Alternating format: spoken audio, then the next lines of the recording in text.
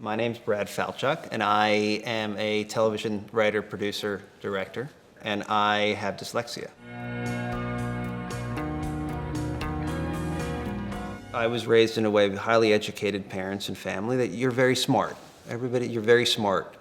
And I think there was suddenly a disconnect at school where it was very clear that I wasn't, as far as I could tell, because I really wasn't keeping up. To me, the biggest issue with a learning disability is when it's undiagnosed, is again, all of these side effects is that you give yourself an identity. And that identity goes into everything you do. My parents had an image of me, which was that I was a certain level of intelligence and a certain level of ability. And I knew that was wrong. And that was terrifying to be exposed as somebody who wasn't going to live up to those expectations. You know, there was a real drive to make sure they never got a sense of it. And so I really did keep my school life and my home life very, very separate. I didn't have them come to assemblies or to school events, or, you know, I didn't tell them about teacher nights. I just tried to keep it as separate as possible because I was afraid that they would hear something that would somehow break their image. It was my sophomore year of college, and my father said, I want to test you for a bunch of stuff. I remember the doctor calling us in afterwards and saying, you have very severe dyslexia. And we were going through the numbers, and I remember my dad being there, seeing the reaction on his face about how severe it was. And I do remember him saying to me, he's like, I don't think you realize how big a deal this is, like how big of a game changer this is in your life. I don't know if it was guilt, but it hit him like, oh, we've been looking here the whole time, and it's all been going on over here, and we missed it. And if we hadn't missed it, the last 15 years would be very different. My senior year, I had a 4.0 grade average. It was perfect, because everything did change. I had a different attitude about things. And so it took time to realize what it meant. If you have no idea that you have a learning disability, you think, well, I don't get it. Like, I read the book just like them, and I don't get what they're talking about. And if you're dyslexic, you say, well, all that happened there was that I'd read it. And this was very challenging for my brain to process in this form. And so I need to go back and read it a couple more times to get it. And just that relief and that act of self-forgiveness really made a huge difference. Because like I said, I no longer was identifying as somebody that wasn't that bright. I was identifying as somebody who had a way of seeing the world that was different.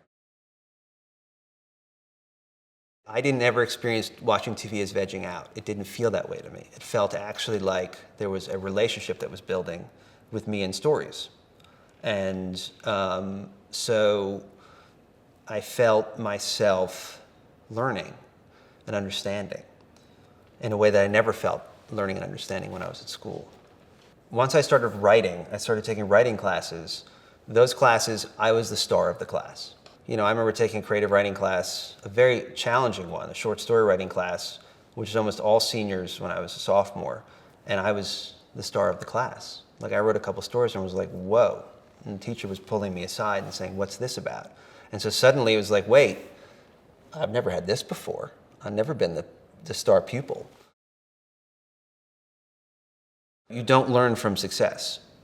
Success feels good, but you don't actually learn from it. You only learn from messing up. Because in that, it's an opportunity to, okay, what just happened? When you go then to do it again, you have all this information about what didn't work, so you can try things that hopefully do work with more knowledge, with more intelligence and wisdom and strength, and with less fear about failing. And so I really do everything I can to sort of chase failure. And I think that all successful people kind of do. I think you want to say, okay, I'm comfortable and I can keep doing this and I will get success doing this, but I'm not going to grow, and I'm not going to change, and I'm not going to make an example for my children. And so I got to go try something that looks really hard, that I don't quite get, that I don't know what to do. My relationship to failure totally shifted. And so now it's like, I know what it feels like to be afraid of failure, and it's worse than failing. It can be very scary to see your child struggling, and it can be very scary to see your child experiencing life and the world in a way that's different than yours. However, that struggle and the ways in which they're experiencing is actually going to be the best part of them and the most special part of them in many ways. Celebrate it and to let them have that, and to not try and fix it right away and not try and jump right in and stop it. Like, let them have that particular struggle, because that's where they're going to learn about who they are, and that's where amazing things are going to come from.